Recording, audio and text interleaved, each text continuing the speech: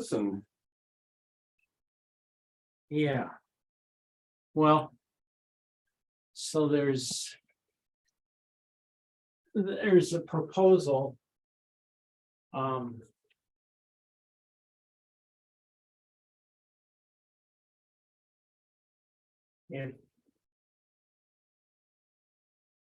I don't know how to, yeah, there's a proposal from this Minnesota Interfaith Power and Light to put solar on the roof. And basically the proposal says there's three options. You can either borrow the money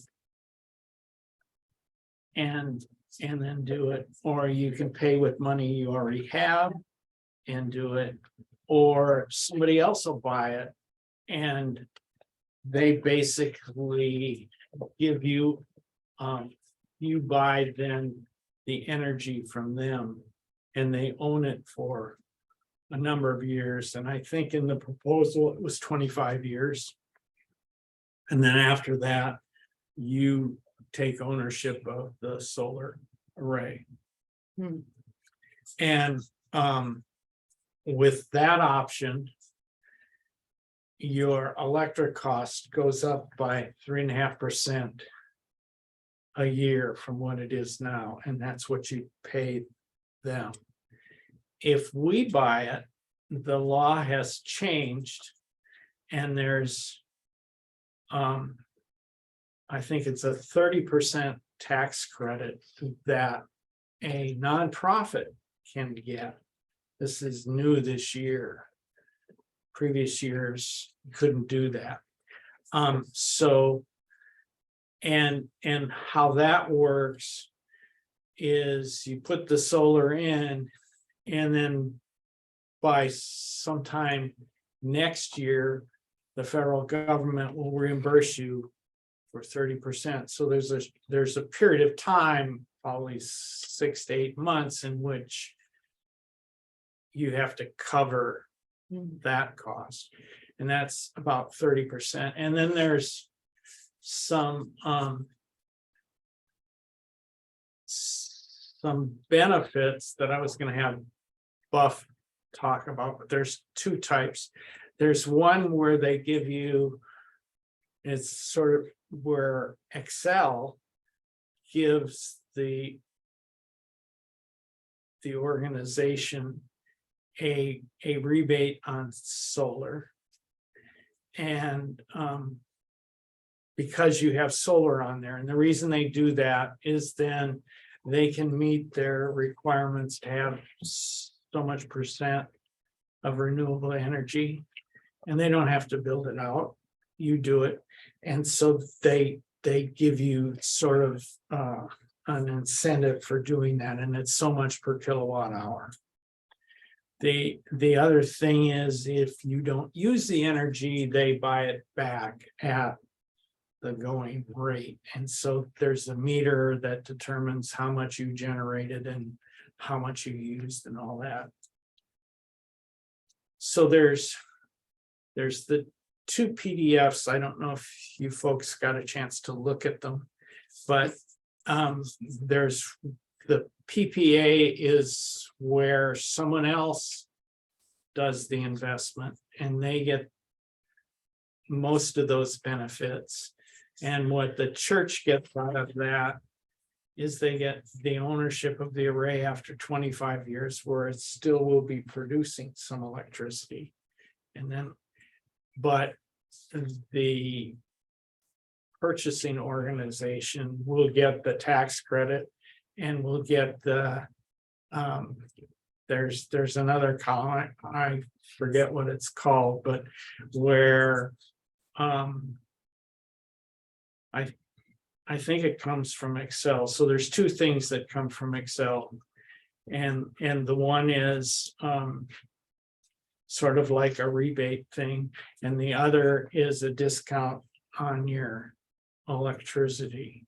the discount on the electricity one goes directly to the church and the other one would go to the owner.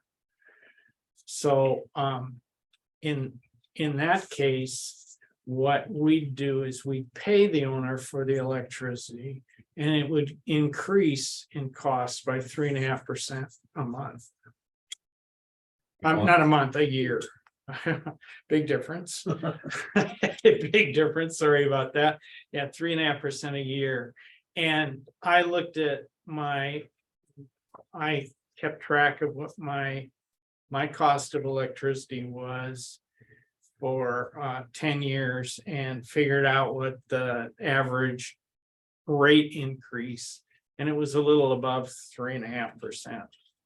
Now, what Buff said, and when I met with him earlier this year with Dan and Ross, and he presented those PDFs to the three of us, and what he said is Excel is putting in a request for increasing the cost of electricity by 7%.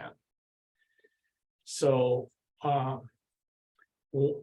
and in the PDFs, there were projections on the economic impact of the various options.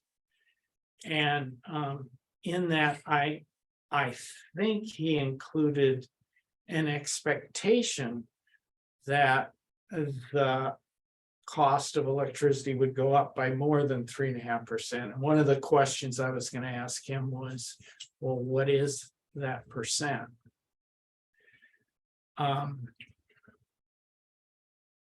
So what we could do without Buff is we could just say, well, what we could make a list of questions, and then I could forward those to Buff and get those answered.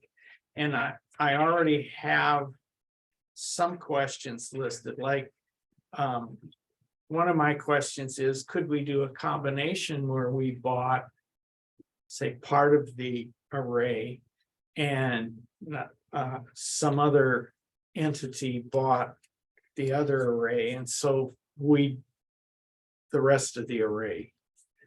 Or is it you have to choose one or two of those? Another question is, well, with their proposal, they were putting it on top of the gym roof. And when we replaced the roof, we didn't replace the gym roof because that's still got probably 10 to 15 years of life expectancy. So what would happen to the proposal if we didn't put it on the gym roof? And the other thing is, the gym roof may not be structurally strong enough to support, because what they do with the solar panels is there's this what would you call it, structure that the panel sits on, the mounting brackets, and those mounting brackets do not go through the roof. They're just sitting on the roof, and they're placed there similar to the way we placed the tent in the parking lot. You put ballast on it, you put cinder blocks or something. Yeah. And so that's the way they're there, but because of that, they're reasonably heavy, because you don't want them blowing away in the wind, and they're up on, so you need the roof to be able to support that weight.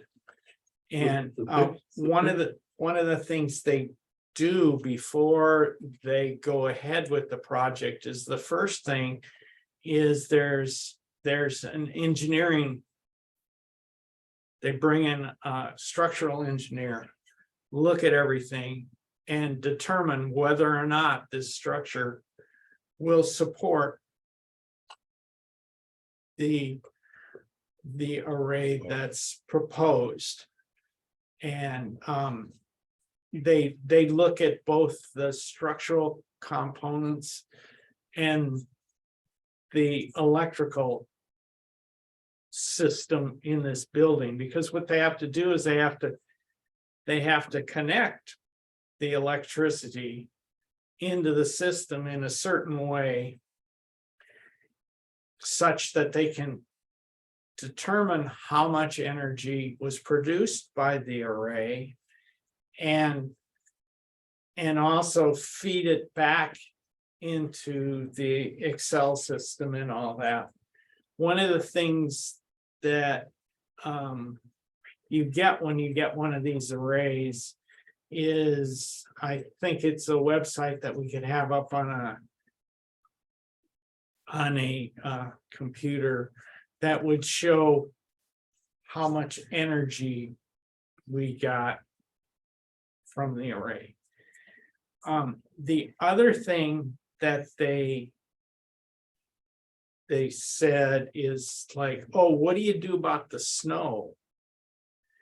And their suggestion is you just let it be.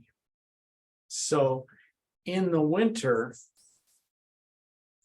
with snow cover like this year, you would not get much, if any, solar because they'd be covered with snow. That they're nice and black and it melts off. When it melts off, I've got a neighbor that's got solar. yeah.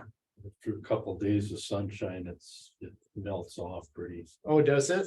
Yeah. clearly. So, but you know, when it's covered with snow, they don't want you going up there and dealing with it, so it's not. However, I have a friend who did this at his church. And evidently they did go up and shovel it. But they used plastic shovels, which if we do anything on the roof with the shovel, it needs to be a plastic shovel.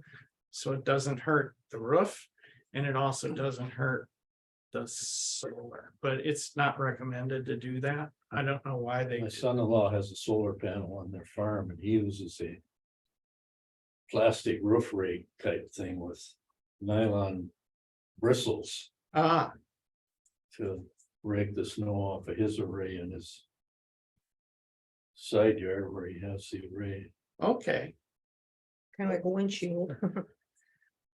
yeah, so The proposal that I saw also had solar panels on the sanctuary roof, the high pitched roof. Really? I don't think so. What, but The picture wrong. you mean the slanted? And I couldn't understand quite how that was a west facing roof. Oh, East or west. yeah. Are these the kind that adjust with the year? No. With the angle, they're fixed, okay? Yeah, so they'd be facing, I believe that's south they'd be facing. Do you want me Yeah, to but I mean the tilt, pull that up on the tilt. screen? Can you? the tilt of it. I know my brother, he was involved in putting solar on their roof in Massachusetts, when theirs is adjustable. I think. Yeah, May I ask a question? Of This course, is Gary. Yeah, I'm just wondering if anyone knows how long the components of a solar panel last. Yeah. In other words, what needs to be replaced and how soon? so,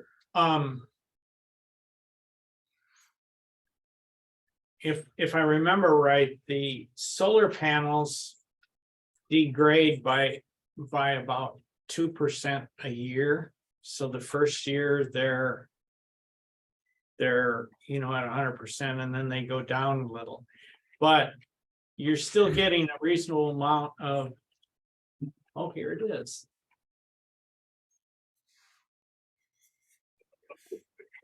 I don't know that this is. Yeah, I don't think so. I think it's just, they've got the It's- roof here. They've got here, and then they're showing It's a lot of panels. along back in there. Yeah, they don't have anything over here. It's No. these black things that are the panels. Mhm. So there's nothing here and in here.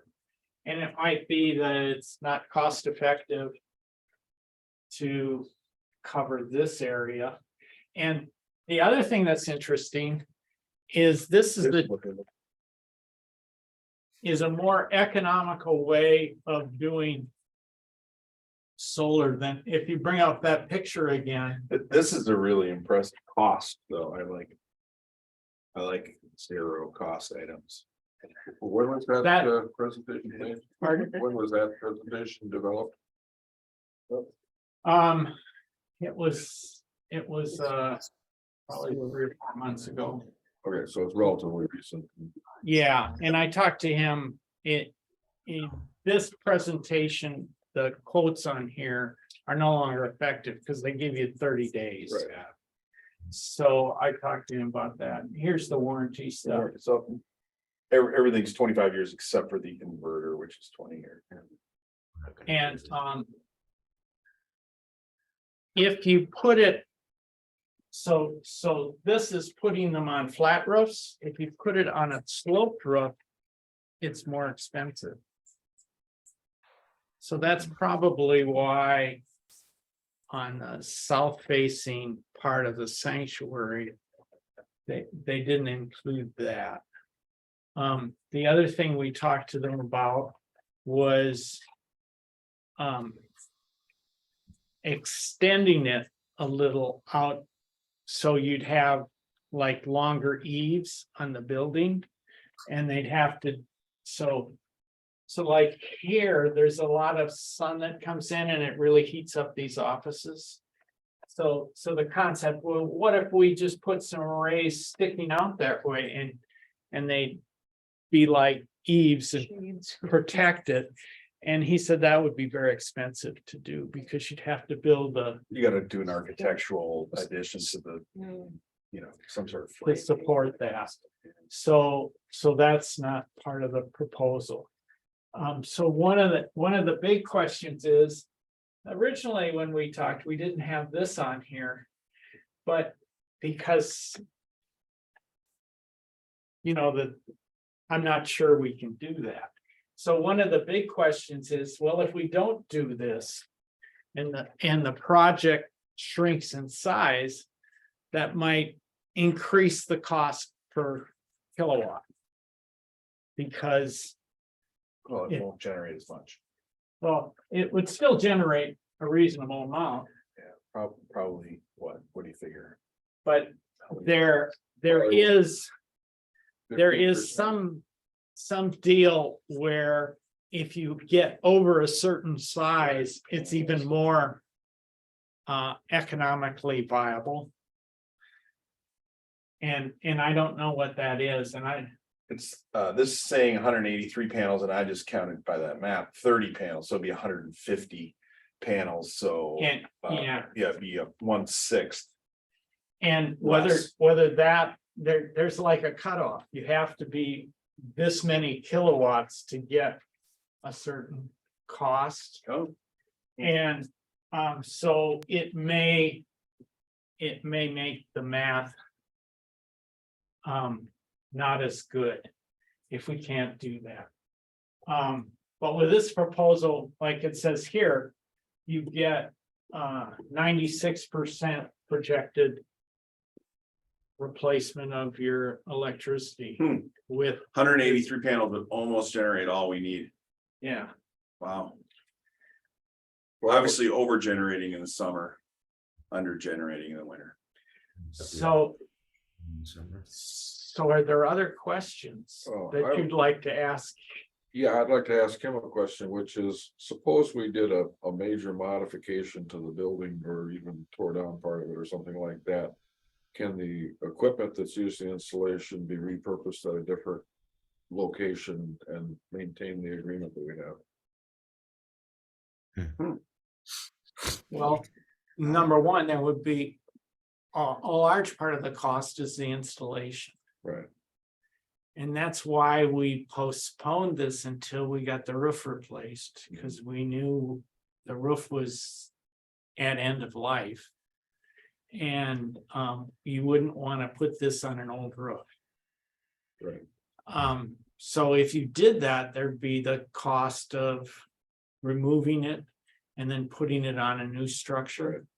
One of the things we talked about was, well, what do you do when the panels.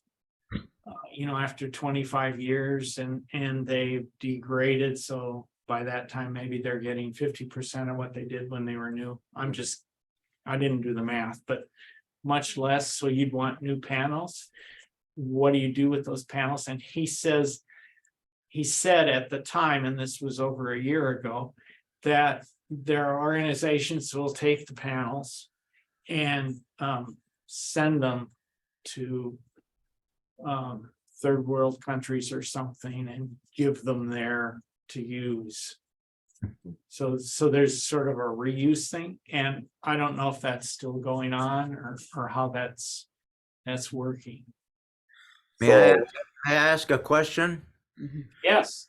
Gary, just wondering if any thought has been given to the next step being hiring a structural engineer to come in and assess the soundness of our buildings. Well, that would be the first step that would happen if we did this. So there's a bit of risk if, like, let's say we decide to do this. It's about $6,000 or $7,000 to get that analysis done. And so if we wanted to do the project, the first thing we'd do is we'd spend the $7,000 to ensure that we could do it. Now,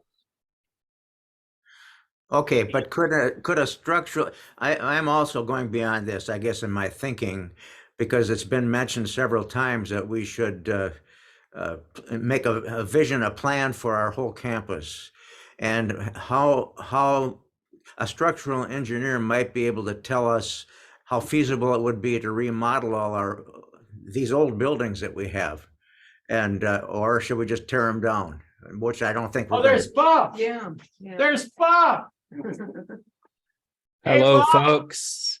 Hi, I am so sorry that I completely missed this meeting. I really apologize. I don't know how I did that. Somehow I didn't get it on my calendar, and it's a little different time than I'm used to meeting with groups. And so I'm so sorry that I just didn't show up yet. So I'm here now, and I'm happy to do the best we can here with the time that you all have given to this. So Buff, I've been interpreting your PDFs, and hopefully I did it reasonably correctly, but why don't we spend the time, Gary, that question isn't a question for Buff, I don't think. So we'll wait on that one. But Yeah, we've got it on, we're recording this. And Okay. so we'll know it's a question and we'll try to get an answer for it. So what should we ask? Oh, Buff, Yes. can you?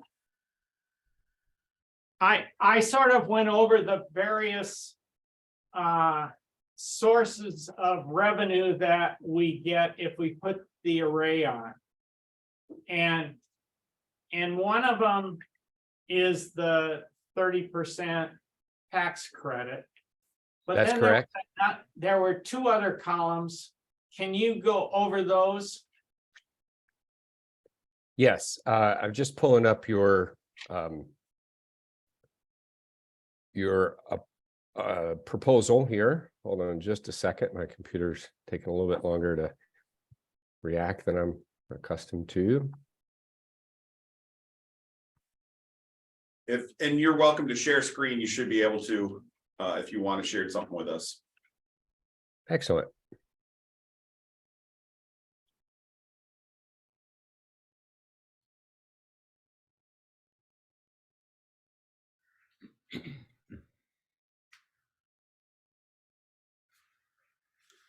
Great. Are we looking at the Apadana Solar? We got it. proposal now? Yep. No. Excellent. So I'll slide down here to the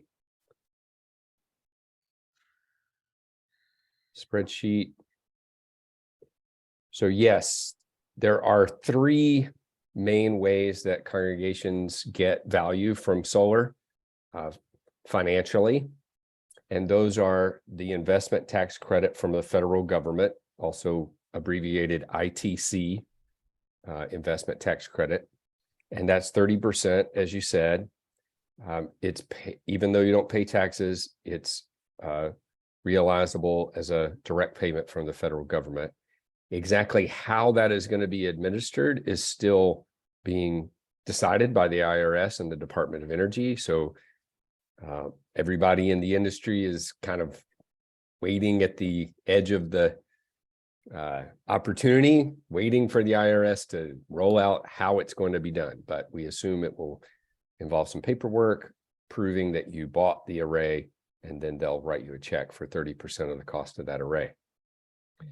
The other two ways that you get value is what's called net metering. In the state of Minnesota, we have the rule of net metering, which means every electron that your solar system produces, you get credit for, and you get retail credit for. So if you use that electron in your buildings, that's a cost you don't pay to Xcel. If you produce more than you use and it goes back out on the grid, Xcel credits you retail rate for that electron. And then it's, the percentages here and the production values and everything are annualized for a year. So even though that is going to adjust and change, through the year as the angle of the sun changes and the weather changes and all those things, all the values on these spreadsheets are annual netted out total aggregate numbers for the year. Buff, can I ask just a quick question there? Does on a month where we produce more than we use, would we still pay Xcel a bottom line meter fee? There must be some suite of fees that we would have to pay monthly anyways, even before you get to the kilowatts. If you, yes, and those charges that you would continue to pay would be the demand charge. All commercial accounts have to pay a demand charge, which is based not on the supply, but the total highest supply that you want in any given 15-minute period in the month. Typically for Christian churches, that's a Sunday morning when everything's turned on. So there are ways that you can lower that demand, but they don't have to do with solar. Solar will reduce that demand charge very slightly, about 6.8%, but otherwise solar is not going to impact that much. So you would still pay that demand charge. The other charge you would pay, of course, is if you are receiving gas service from Xcel, but the total cost of the bill would, of course, be lowered by the credit if you produce more electricity than you use.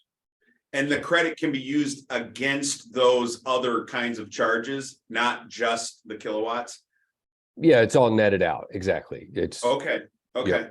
So if you produce more electricity than you use, say in June, then whatever you produce, you're going to get paid for. And if you pay a total bill more than that amount, your credit's just going to reduce that amount. And if you happen to pay less for gas and the demand charge than the credit is, you actually be a negative bill for you. Can your monthly billing be averaged out over the years so it's a relatively fixed amount? Yeah, hold on just a second. I'll answer that question. You can see here that the solar array is projected to produce 96% of your energy for the year. So it's unlikely that you're going to have an annual net gain. Well, that's not exactly the way to say it. It's unlikely that you would have an annual net minus for the year. In any given month, you might have a full minus, but it truly could be 4% of what our bill would normally have been. Sure. Yeah. Our annualized costs, just let's just say our annual power bill is $100,000. We would only end up having a $4,000 bill at the end of the month, at the end of that year. Yes, it probably won't be that neat and tidy because Sure. of that demand charge. And if you pay gas, you know, do you receive gas service from We Excel? do. Okay, so you know, it's gonna, in your case, you know, unless you had, say, like a system that could produce 120% of your electricity, you probably won't get to Correct. that low of. a Oh, bill. yeah. So even in some systems that could offset your gas costs. Yes, for systems that are bigger than 40 kilowatt DC, you are required by state law to build only up to 120% of your electricity usage. So this figure that I showed you, 96%, could be as high as 120% if you had the roof space for it. If you could build a slightly bigger system that would produce 120% of your energy, then you might be able to get, you know, Yeah. enough But electricity credit that you would zero out the rest of your bill. But everybody's capped at 120. For systems over 40 kilowatt DC, everybody's capped at 120. Yeah. But was there any look at additional land-based solar panels on our campus? That was not in this original proposal. If you'd like Padana to do that, they can. I will just say that, you know, we'd have to address any issues of shading or the space that you have available. One other element to consider is that you want the system to be as compact geographically as possible, and that's because you have to tie into a meter, and there is a cost associated with running conduit, and that can really drive the price of a project up. So you know, if you added a ground mount system to this to get your total up to 120%, you would want it to be fairly close to the building so that you didn't have to realize For those. example, that parking lot just west of the church. That's what I was running through. my mind.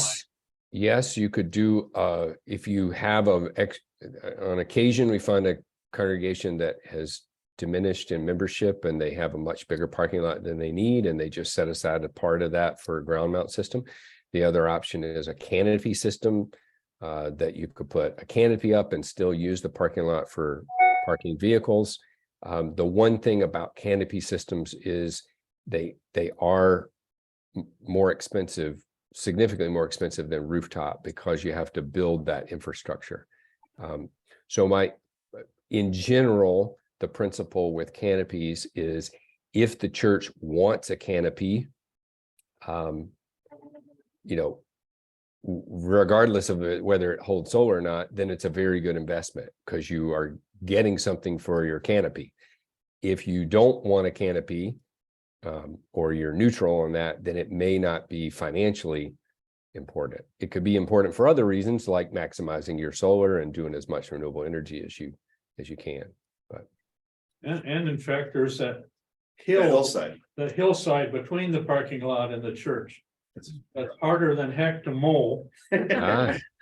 well, that's a great point. Cover it Yeah. up. Cover it up with solar panels. Yeah. Yeah, and plant a pollinator garden around I it. wonder if the morning shade of the building would be problematic. Probably. So the other thing is, if we didn't, so one of the big risks of this is putting the solar on the roof of the gym. That part of the roof has not been replaced and probably has a 10 to 15 year life expectancy. What would happen if we decrease the size of this proposal by 30 panels. what is it? 30 panels. 30 panels. Let me go back to the schematic here. Is that this central area Yes. right here? Yes. Okay. Well, it looks like I'm doing a very rough estimate here. You know, these black rectangles are not absolutely perfect to the, like, if you count every one of these black rectangles, they may not add up to 183 panels. It's a representation. So but just eyeballing that, it looks like that's about 25% of your project. So you would, you know, see a correlating reduction in your size and the amount that you produce. And so that's going to influence down here all these numbers in your spreadsheet. Again, I don't know if this is this appearing on your screen large enough to see these values in the spreadsheet? Well, not from where we're sitting, but Okay. I can just make them out. So I thought that there was, you know, we talked about this over a year ago. And at that time, I thought there was a size that it had to be at least this big to get a reasonable deal. If we take out that 25%, is it just proportionate to 25%, or will it be more expensive per panel? Well, yeah, it'll be the cost per watt will increase because everything, you know, solar functions like a lot of things in the market. The volume, you know, the higher the volume, the lower the per unit. Okay. You know, But still have it 1 won't. meter. It won't. One You'd still be, you know, you will still get the advantage of the solar, and it would still be a viable project. You might see a slightly longer return on investment. We'd have to run the numbers. But the other thing to let me point out, to go back to your very original question that I didn't quite finish, is I mentioned that federal ITC, the 30%, and I mentioned the net metering. That's the every electron you get credit for. Then there's also a utility incentive, and you see that in the column here, a total over the life of the array of almost $50,000. So that's an incentive that Xcel is required by law to pay you. They pay you per watt through the year, and that's over and above the net metering. And now, is there any risk that that could change and go away, or? Almost no risk whatsoever. There are two, at this stage, there are two different, I'm going to try to get this proposal in a little bit easier format for you to see. So while I'm talking, there are two different tiers of credits. There is what's called the solar rewards credit, and that is for those smaller arrays that I mentioned, 40 kilowatt DC and lower. And then there are what's called a PV rider credit. And the PV rider credit, hold on just a minute. The PV rider credit is not, you won't lose that. There, I mean, there's no way you don't get that. The solar rewards credit you have to apply for. It's a smaller credit for only 10 years, and it's a limited number of funds, and you have to apply and receive it. The PV credit, which would be for the size of system you're talking about, you're looking at, is a guaranteed credit that everybody who gets connected gets. Let me go back to share screen, and I'll share it with a little bit better.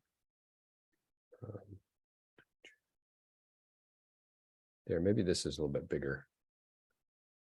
So, and that's what in this spreadsheet is listed in this incentives column. So we'd have to make sure that our array produced at least 40 kilowatts. Yeah, so if you reduced it, if you reduce the size by eliminating that roof area you were discussing, from what I can see, I'm going to guess you're still above the 40 kilowatt DC, but you know, if you go below 40 kilowatt, it would just change the dynamics of the system pretty much. It still could be a good financial decision. It's just you're not going to be as sure that you're going to get that incentive, and the incentive is a smaller incentive for a shorter period of time. It's for 10 years instead of 25. Yeah, okay. Yep. So can I just mention a couple of the things that are important to note about this spreadsheet? In the second column over, the system production, that's the amount of electricity that the system will produce. And again, it's an annual figure. So even though it changes over each month, it's a total figure for the whole year. And you can see that production value decreases through the life of the array. You know, in year 13, it's significantly less than it was in year 1, right? The reason for that is that the panels degrade slightly over time. Just like anything that's out in the sun, you know, they get beat up by the sun's rays, they don't work as well through the year. They degrade at about 0.5% per year. That's the industry standard, what all the developers will use as the degrading value. Apadana is a little bit more conservative. They take 2.5% off the very first year, and then they do the 0.5% per year after that. The other thing that you will see is the third column, the production and energy savings. That's the amount you would pay Xcel if you were buying that quantity of electricity from them. The first year it's $5,637. You'll see that goes up, that increases. So you may say, well, why is the value increasing while the production's decreasing?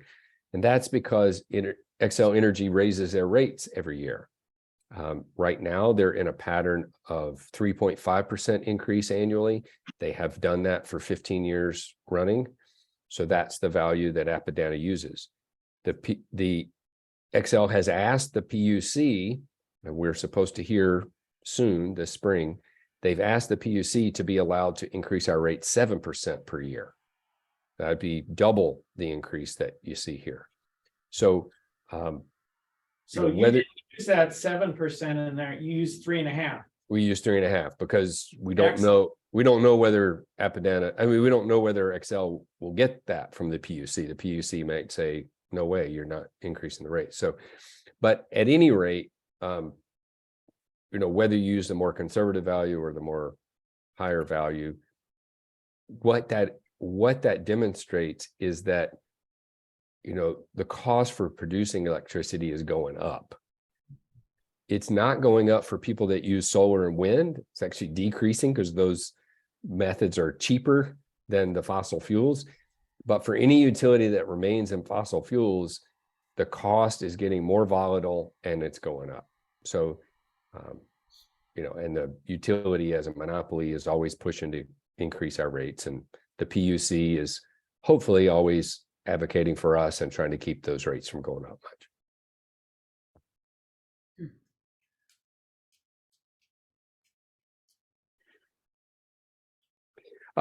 You said that the gym building has about a 15-year lifespan on it.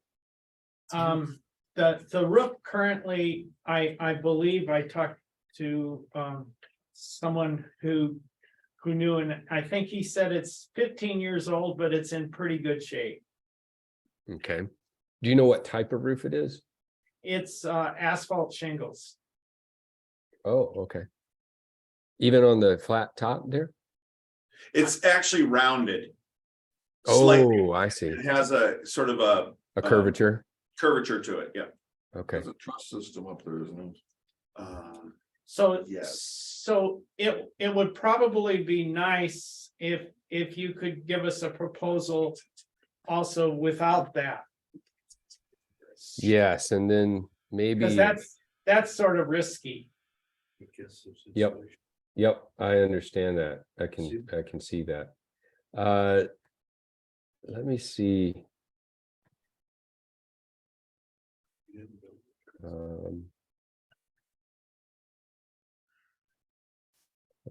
Hold on just 1 second here. I'm gonna. And your question. Robert Mills, how versions.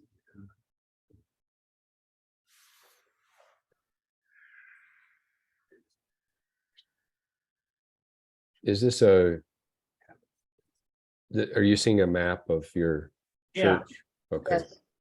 So when you were considering a parking lot array, a canopy that might go well in this space. I think it was- In there. Oh, you can't see my pointing. Can you? Chris, were you talking about this area? No, the, West. the, just straight Yeah. west of the church, Yeah. yeah. This area. So. This so, area? Yeah, that area. Yep. Yeah, I So think, somewhat reasonably close to the building. right. So in this area here, is this is the sloped area you were talking Yeah, about? That's a sloped hillside, slopes away from the ground, the grade of the building, and goes down probably about 6-8 feet, probably. I see. Yep, right here. Can't really tell. I can tell you that And a bunch of Apida- the trees Apadana, up the corner are gone. That's true. Yeah, all those These trees? are gone. oh, okay, Those are these gone. trees here. Okay, That really shouldn't. yeah, so I can tell you that, how about these trees? Are these here? Those are still there. Okay. In general, I'm gonna guess that the engineers would rather build in this section a canopy because they could face it south and you're gonna get better production off a south facing. Right. However, they can certainly build a That's the thing. west facing array. They could build a west facing. Facing array there too, couldn't you? It would be a little more challenging. Cascade them and. Yeah, it's possible they could do that. Yep. It might be a little more challenging, but I think they could do that as well. So I can talk to our engineer there and see if they can design something that would do that. Oh, yeah, that's right. And I think you said that if we put it like just on the ground there, that's more expensive than putting it on the roof. Yeah, the kind of tier of expenses, it's cheapest on the roof, on a flat roof, a little bit more expensive on a pitched roof, a little bit more expensive on a ground mount, and the most expensive is the parking lot canopy. Mhm. So Should build another house to support it. So I always thought that if you notice at the east side, there's this steeply sloped roof right there. Yes, And Sanctuary. so that wouldn't be a good spot to put additional arrays. you could put an array on this west facing pitched. I can't tell from the overhead how steep that roof is. Very, Mhm. No, It's- I'm thinking that It's steeper than 1212. Okay. the part closest to the road. That Here? part right there. Yeah. that's south facing. Yeah, that's south facing, so that's very nice. They do get to a point where the steepness can be a limiting factor. I know that, I can just talk, I'll just talk to the engineers and see what they have to say about that. Here's the concern about a really steep roof is that you often need a crane or a big boom lift to be able to install the panels well. And and that's not cost prohibitive for installing the system.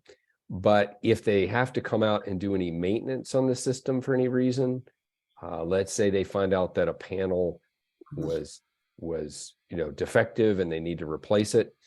If it's on a flat roof, it's going to be no cost to you. Or after 25 years, or after 5 years, there'll be some labor costs, but no materials cost because the panels are warranted to 25 years. But if they were to find out, even in the first 5 years, that a panel on a steep slope roof like that needed to be replaced, you would have to pay for the labor to fix that also. And that requires the big boom truck to come out, and that's expensive. And So it's not a deal breaker to build on something like that, but it is, you just go in with a little more caution and complexity there. And so we'd want to make sure that that we just explained all the different particulars of what was at stake with building on that. I have only seen one other church roof at that steep angle that they proposed to build on. The other congregations that we've looked with that had some steep roof had enough flat roof for a size system that was fully adequate. So I just haven't run into this a lot. So I'll just have to, go over the plan with the electrical engineer and talk about these different, variables and see what we can work out.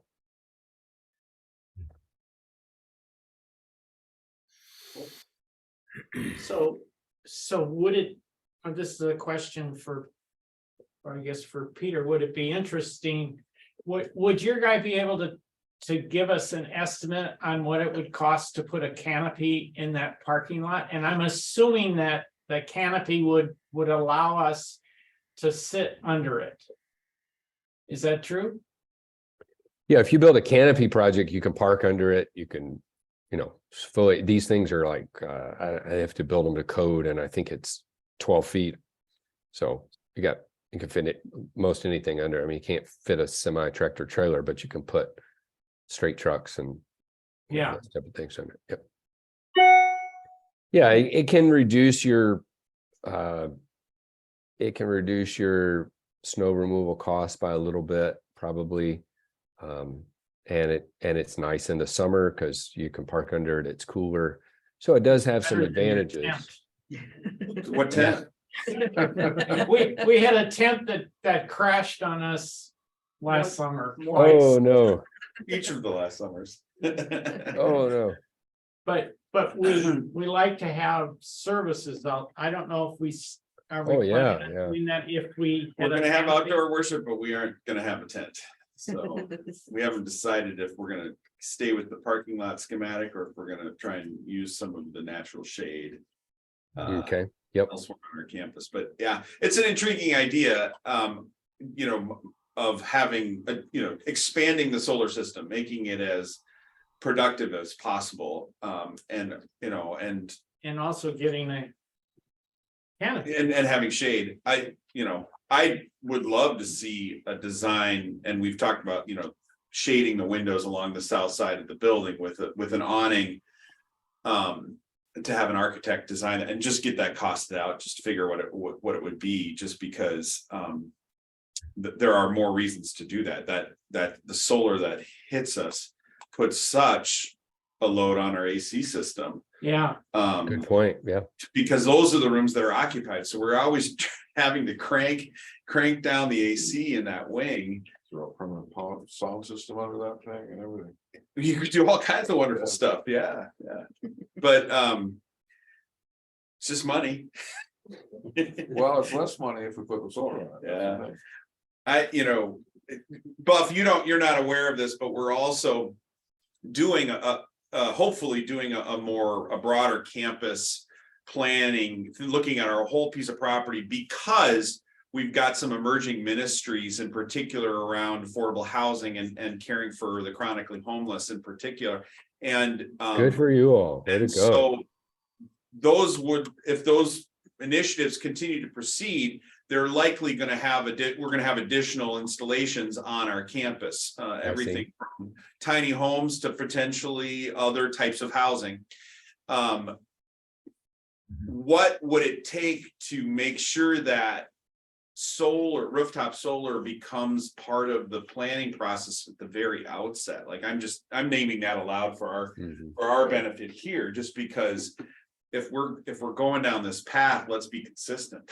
If we're going to put roofs into the air, let's plan to put solar on top of them. And even those tiny homes, you can get it almost off the shelf solar systems that can generate a fair amount of power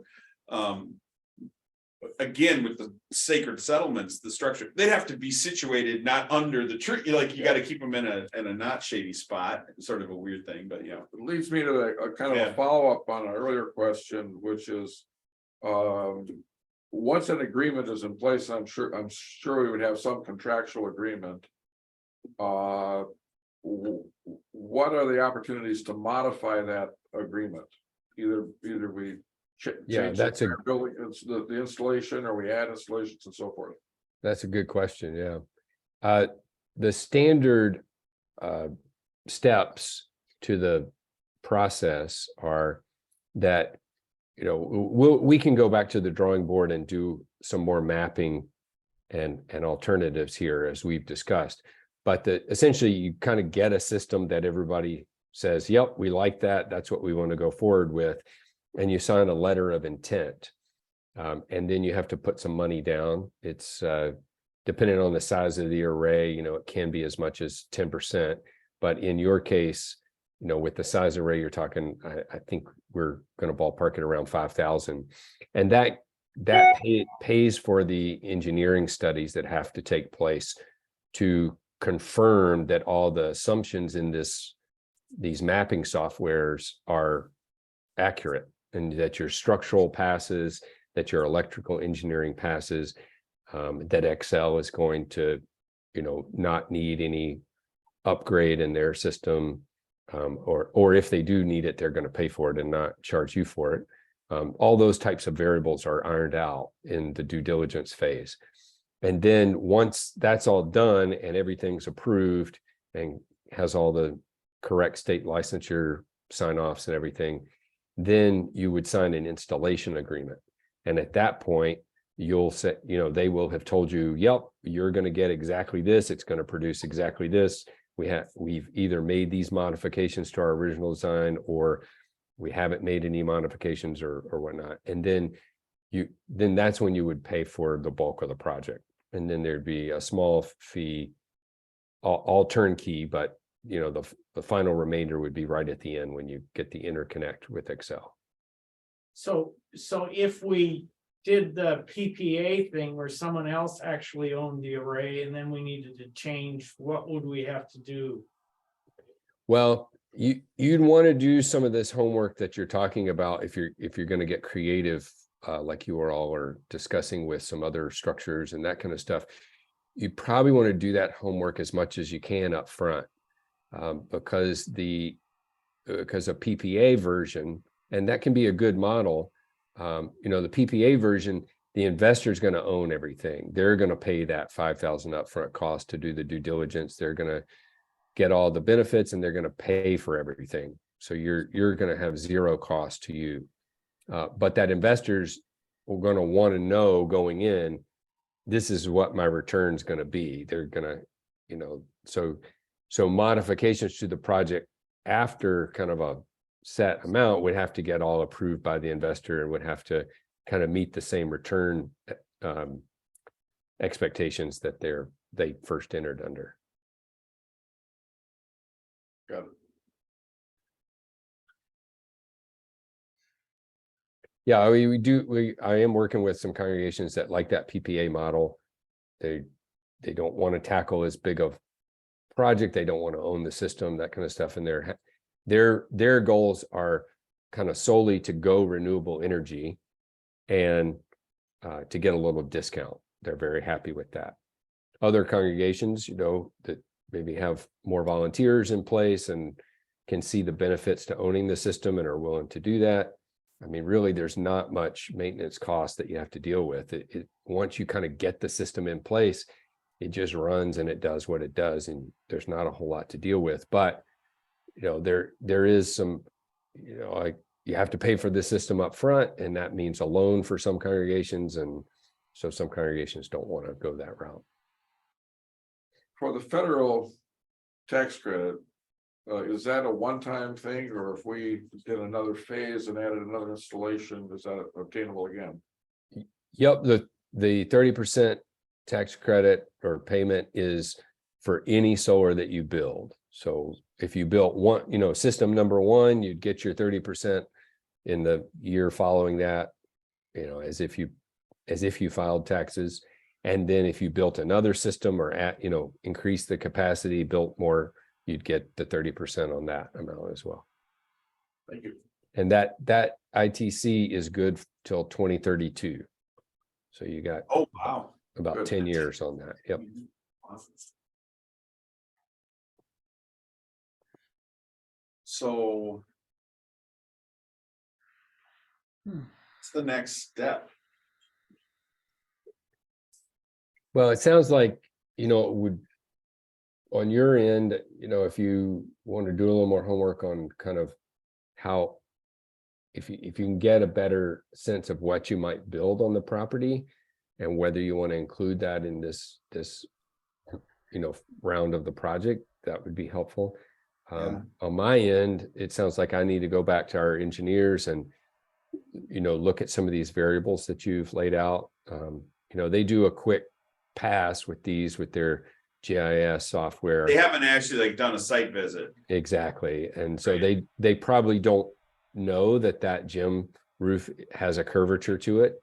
And so I need to talk to them about that. And I'd love to talk to them about these options that you've suggested with a potential parking lot canopy on the west side there. Yeah. I think that they would probably be excited about that. And, I can come back to you with a version 2 of this proposal. Are So there any kind of developments in the broader economy that might impact this going forward? Any externalities we should be aware of, like interest rates, financing, supply chain? Yeah, that's a great question. As far as interest rates, you probably have more expertise than I do in that, or very well, you've got people in your church that have more expertise than I do. So Appadana has given you this proposal with a specific loan rate that was the one available at the time that they built the proposal. We'd have to look at that to see, what's the current interest rate going.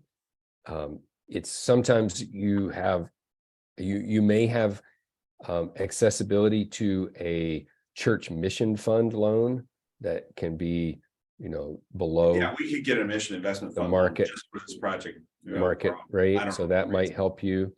Right. As far as supply chain issues, the industry is not seeing big problems in the solar supply. The solar side of things has gotten kind of worked out. There may be some issues with the electrical supply. There's a lot of things that are materials that are needed for any electrical project, whether it's solar or wind or fossil or whatever. There's just everything's being electrified now, and there's a real push, and so there's a lot of strain on those supply chains. The good thing about Appadana, and one of the reasons that we work with them, is they have a warehouse and they stock product. Some developers are simply office staff and they subcontract out everything. And, that can be a good model, and those businesses are reputable, and we like some of them as well, but they don't have the supply capacity to stock product in their warehouse. And so that can be an issue. So what's the risk of waiting to June to approve this project? We have to get a congregational, we have our next congregational meeting in June, The end. the end of June. Yeah, So- we've got some work to do on our end. You've got some work to do on your end. I think we're fine for a timeline. If it's not till June, that's okay. The end of June. Yeah, the end of June. You could still have this built if that's your last decision point, is that congregational meeting, you could still easily have this built in 2023. So that's not The council would have the authority to pay for the engineering piece if we Well- wanted to take that step. I don't know, that creates a contingency that would go over our budget, though. I don't know if I'd want to do that. We'll expect those. if you're looking at, I would say if you were really eager to start realizing savings as soon as possible, that would be the risk. You know, it's possible that if you moved very quickly and you had some kind of approval in April, that you could see this built in the summer and, you know, connected by late summer and get the benefit of those summer months, or at least, you know, the August, September, October. But really, you're looking at probably with a June decision date, you're looking at installation sometime in the fall, and then, you know, really starting, you know, to be honest, the longest part of the timeline is Excel's interconnect. It can be as much as 4 months right now. And so, you know, the system can be all built, ready to go, and you're waiting on Excel to plug it in, to turn on the switch for you. So, you know, it could be that you're looking anyway at December, January before you get the thing turned on. Got it. Fair enough.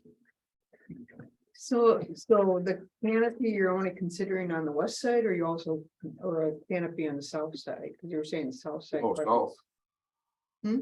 Yeah, right out where we have our. Yeah, Well, I'll do it. I'll ask them West. to, I'll Yeah. ask them to design it where you want to design it. Yeah. I'm thinking that they would probably default to that south side, but if you prefer for whatever reason to have it designed for the west side, I could do that.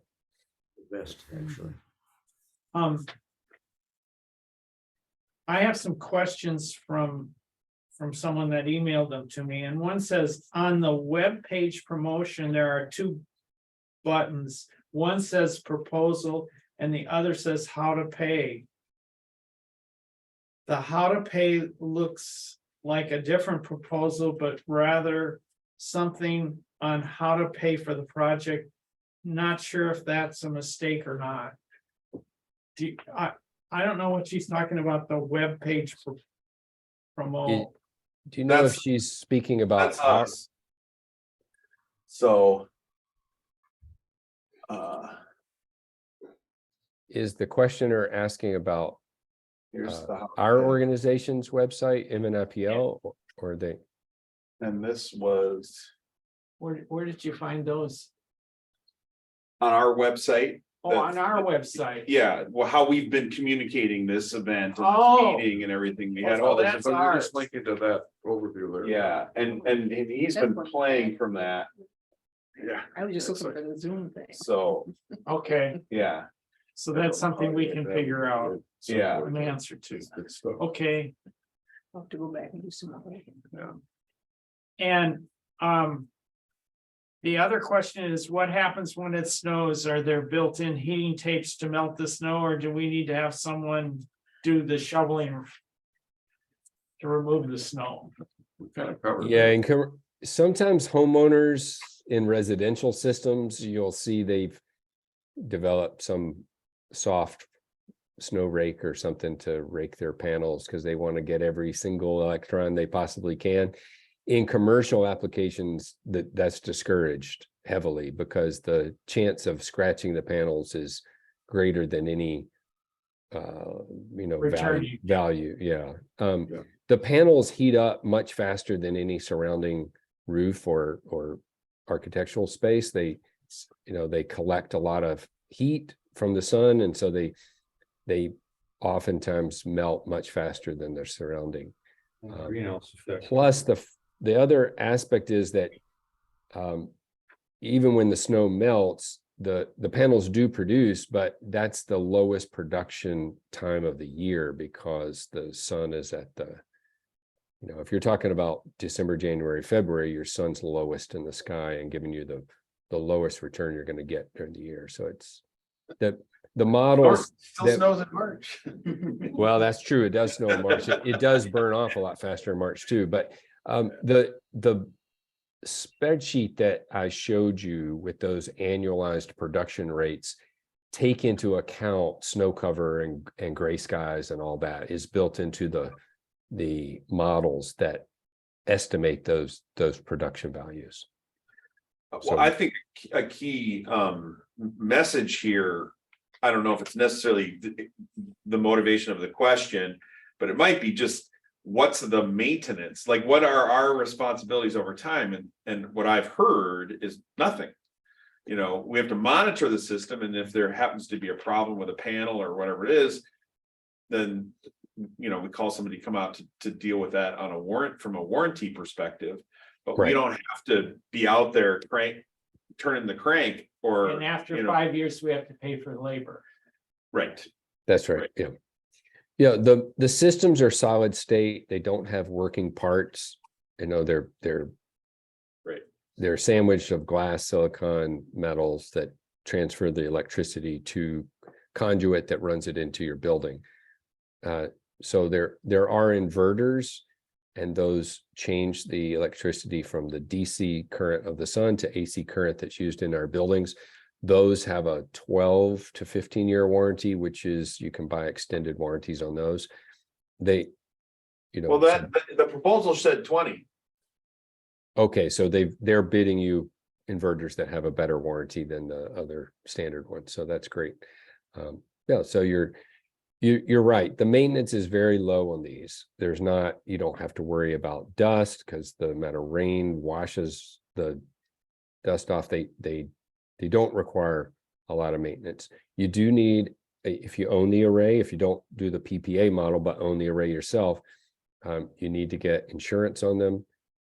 One congregation that was looking at a 72 kilowatt DC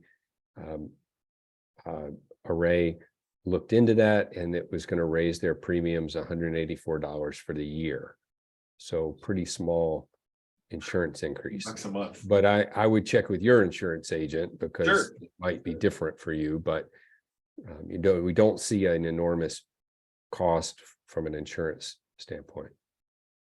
Hail damage, is that? Yeah, what about hail? That's a good question. Yeah, they are rated for hail damage. I can get you the specs on that. We don't hear, it's pretty rare that you hear of hail damage in Minnesota.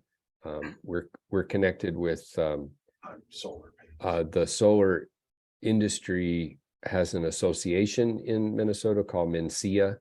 And, you know, so you get a lot of information through MNCIA, and we don't hear about hail damage much through the association. So, you know, they're pretty hardy. The racking and whatnot is wind rated. I think it's 75 miles per hour with gusts up to 110. So we don't hear of a lot of, you know, with the exception of, I think there's been a couple of tornadoes that damage some systems, but you know, that's not a common occurrence either. So That's all in the hazard insurance then too. As long as we're covered. Yep. for it. exactly, as long as you're covered that. So if something happened to the roof, and we need to repair or replace that, we'd have to remove the panels and then put them back. If you had a specific site problem on a particular place in the roof, it'd be pretty easy to move a portion of the system to get to that and repair it. If you need to do a full roof redo, then you would probably want to calculate that into your costs, in your projection costs, because that does drive up the cost. It can be, you know, as much as 25 cents per watt to move those panels around to accommodate re-roof projects. You might be helpful to know what your roof ages are, or better kind of what your life expectancy on the roofs are. So like 20,000-25,000. Yeah, the roof where most of that array is designed is brand new. Then you're in great shape. It's just the part over the gymnasium is the Yep. older roof, and I question if that's wise, given the age of the roof. That's, Right, so you could either Putting look at, solar on the gym if that's anyways, wise, if that's wise, yeah. that's what I'm, Yeah, Right. I think it's because, I mean, sure, we could then say, all right, well, let's get a bid to put a new roof on the gym. That sounds like fun. I'd rather do the canopy thing. Yeah, yeah, the canopy actually has a lot of extra bonuses. and It stuff. could, I mean, that ain't gonna be cheap because No. Or, You're gonna have to or anchor like that you're thing. saying, the awning the thing. awning off the edge of the front of the building, yeah, Right. options, okay. Are there any other?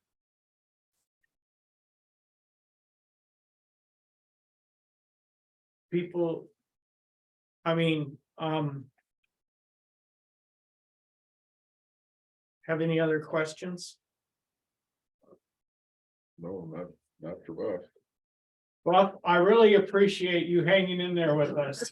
Oh, no, look, this has been great. And again, I apologize for getting here late and sure appreciate the enthusiasm and your interest in solar. I think it's fantastic. A congregation is looking at solar. It's great.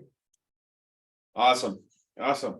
So I'll do a little homework on my end and be back in touch with you with an updated proposal, and we'll go from there. Do we still have Gary and Jean on or? They left. They don't? Okay. All right, thanks, Buff. Okay, take care. Are we, Is Gary still on? no, he left. Okay.